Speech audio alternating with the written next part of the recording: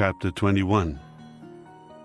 Jehovah turned his attention to Sarah, just as he had said, and Jehovah did for Sarah what he had promised.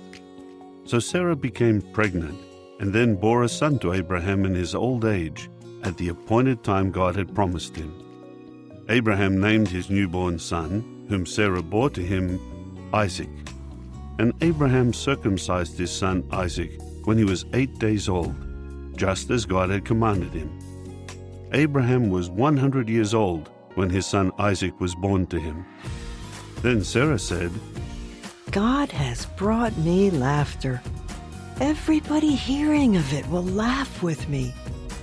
And she added, Who would have said to Abraham, Sarah will certainly nurse children, yet I have given birth to a son for him in his old age.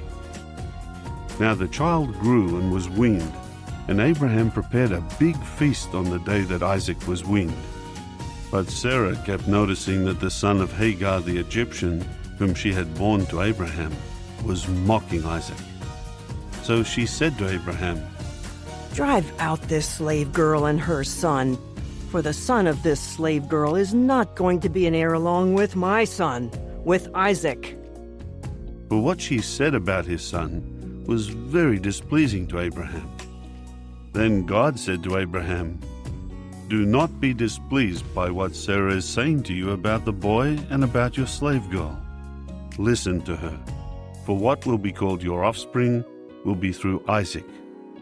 As for the son of the slave girl, I will also make a nation out of him, because he is your offspring. So Abraham got up early in the morning and took bread and a skin bottle of water and gave it to Hagar. He set these on her shoulder and then sent her away along with the boy. So she departed and wandered about in the wilderness of Beersheba. Finally, the water in the skin bottle was used up, and she pushed the boy under one of the bushes. Then she went on and sat down by herself, about the distance of a bow shot away, because she said, I do not want to watch the boy die. So she sat down at a distance and began to cry aloud and to weep. At that, God heard the voice of the boy, and God's angel called to Hagar from the heavens and said to her, What is the matter with you, Hagar? Do not be afraid, for God has heard the voice of the boy there where he is. Get up, lift the boy, and take hold of him with your hand, for I will make him a great nation. Then God opened her eyes, and she saw a well of water, and she went and filled the skin bottle with water, and gave the boy a drink. And God was with the boy as he grew up. He lived in the wilderness and became an archer. He took up dwelling in the wilderness of Paran, and his mother took a wife for him from the land of Egypt. At that time, Abimelech, together with Phicol, the chief of his army, said to Abraham, God is with you in everything you are doing. So now swear to me here by God that you will not deal falsely with me and with my offspring and with my descendants, and that you will deal with me and with the land where you have been residing with the same loyal love that I have shown you. So Abraham said, I swear to this. However, Abraham complained to Abimelech about the well of water that the servants of Abimelech had violently seized. Abimelech replied, I do not know who did this. You did not tell me about it, and I heard nothing about it until today.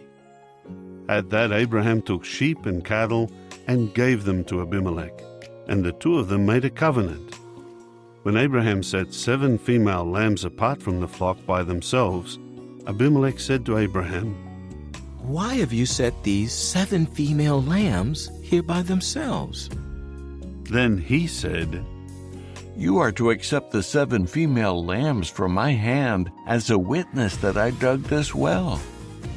That is why he called that place Beersheba, because there both of them had taken an oath. So they made a covenant at Beersheba, after which Abimelech got up, together with Phicol, the chief of his army, and they returned to the land of the Philistines. After that he planted a tamarisk tree at Beersheba, and there he called on the name of Jehovah, the everlasting God. And Abraham stayed in the land of the Philistines for a long time.